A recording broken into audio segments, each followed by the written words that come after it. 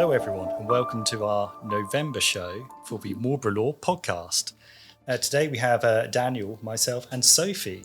Hey. And we have the exciting topics of the new tenancy reforms and consumer rights. As we're looking forward to Christmas, we can take you through a few bits to know and not know.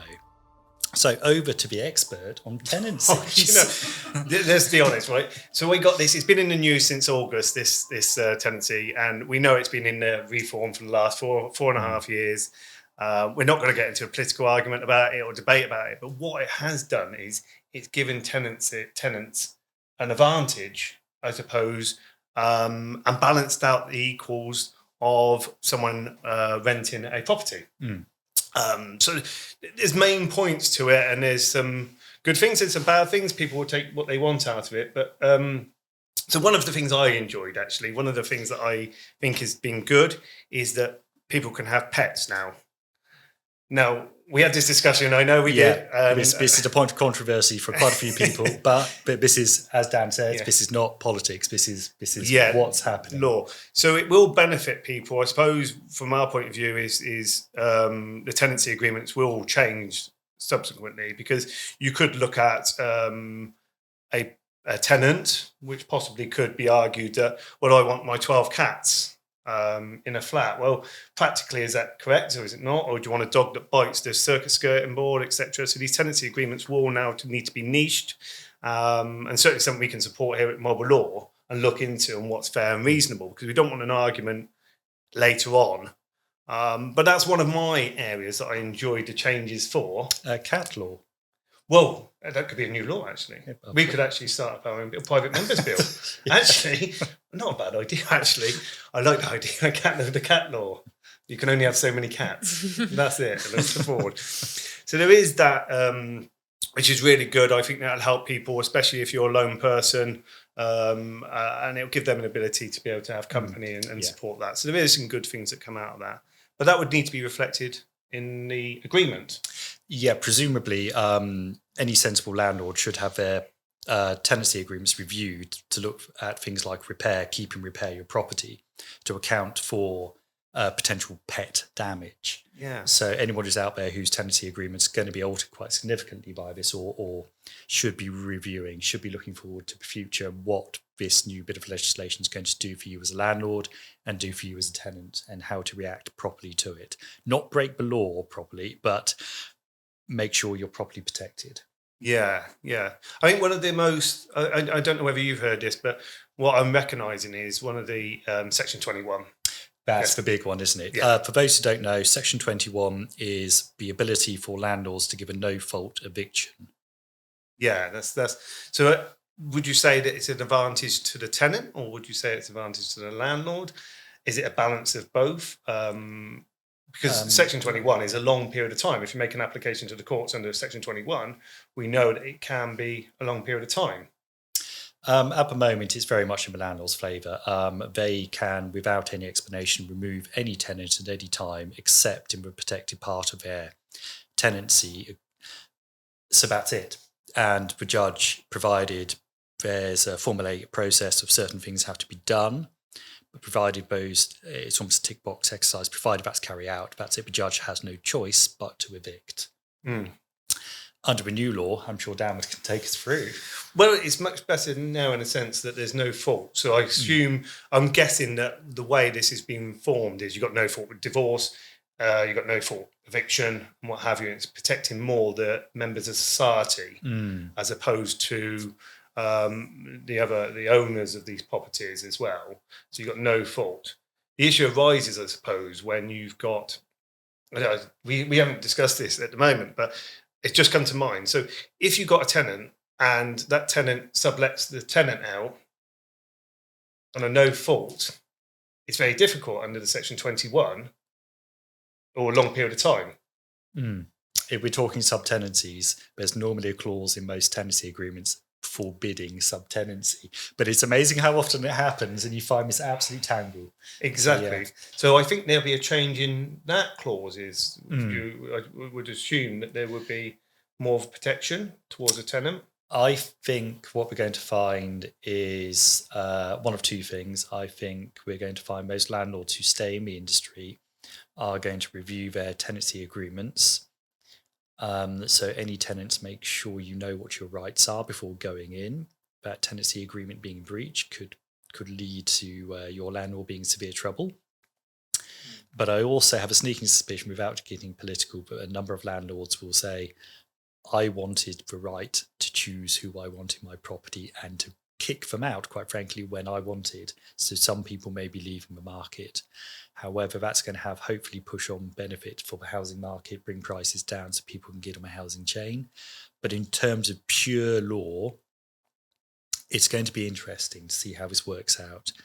Hopefully, it will protect you from the slum landlords, the people who are exploiting you. But by the same count, I do slightly worry that a few good landlords are going to leave the marketplace. Yeah, I don't know whether what the idea was initially when the bill went in, but it's quite interesting. The other point that I really enjoyed actually understanding that's come into play is your EPCs, your Energy Performance Certificate, which is graded now. If you rent out property, it must be C. And we had this discussion again. We had this. It's great having these discussions because I don't. For our viewers, they won't understand that these bills come in. We don't just sit there and wait for it to come to our desk. We have to review them and see what we can best advise our clients. Your EPC, which is classified as C, I believe. I think it is. I think again, we have to admit, in our country, most of our housing stock's quite old. Does most of our housing stock reach that level? I genuinely don't know, but I have a suspicion most of us live in something below C. So many of us live in houses from the 70s and earlier, which I'd be surprised if it hits that level unless you've done extensive work. So again, landlords rightly got to provide you with a good heating system, good heat, prevent heat loss, but are they going to stay in the game if they have to outfit old houses? Well, that was the thing. So when we spoke with Jack a few months ago, when it was just being introduced, Jack Blundell, that is, he was saying, well, I myself live in a listed building that's 350 years old. How are you going to achieve a C rating on a 350-year-old house? So will more older properties be coming to the market? I don't know whether that was the idea behind it. And I suppose then the law now protects those, because we've seen an increase, I don't know whether you have, an increase in mould within places, flats, and it is a big concern. Naturally, we've had cases come out where sadly young children have died. Oh, very much so. And we did, again, without wishing to be political, a recent MP, I think just a few months ago, was shown after his winning party got elected to not necessarily be renting out greatest properties. He claimed no knowledge. I have no knowledge of what he claims, but it does show this is a prevalent property within our country. And hopefully it's something which can be addressed going forward. So I fully agree with the EPC thing. It's just how it's managed and making sure everyone's aware of their rights. All the landlords who are willing to rent their properties are aware that you have to do this properly from now on, because there has been game playing before. And if children are at risk, that's just not acceptable. And hopefully that's the message. Yeah, I think that's what's come out of it over the last 4.5 years. We've finally got something that's on the table that protects members of society. Yeah, indeed. And I know we've had chats about it and what have you. And I do say that when you visit this area of law, it's somewhat complex. And to advise our clients, we would say to come in if you're in any doubt, if you've got a tenancy agreement or you're planning to rent out or even rent a property of your own, it's worth popping in for that bit of advice. Very true. But I also think this is part of a sort of legislative drive from the last Parliament, which is going to continue into this and includes leasehold reforms and the like. So it's going to be interesting to see where those go. I mean, some of this has already been pushed through Parliament, either awaiting debate or assent. That means either Parliament's finishing off whether the legislation is going to survive in its current form, or assent means it's almost like a rubber stamp when it's going to come out. So there's going to be quite a few changes, but the nature of those changes is yet to be decided on things like ground rent, if your lease is running quite low and you have to top up your lease, we're going to be seeing how the new process of how you buy your lease is. So I think quite a few people are going to be waiting with bated breath on quite a few of these reforms to see which way they ultimately end up. Yeah. And there's an awful lot of people either on the housing market at the sort of early days, or people who are looking to get on who should be very interested. So I think this is quite interesting, actually. You just triggered my mind then. My mind's now gone, you know what I'm like, Alex? You say something to me and my mind goes off in this wild, wonderful thing. And I'm thinking to myself, well, if you've got a leasehold and it's under 70 years, mortgage companies are less likely. With this new legislation, is that going to affect the 70-year common norm?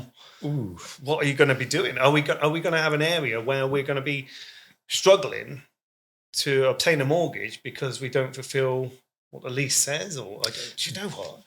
Yeah, I mean, that's going to be the lenders ultimately making the commercial decision. But let's see what the law does. Notionally, it should make it interesting and easier for people to extend. But I have certainly heard rumbles that this was just notional, and in fact, behind the scenes, it's looking disturbingly similar to how it used to be.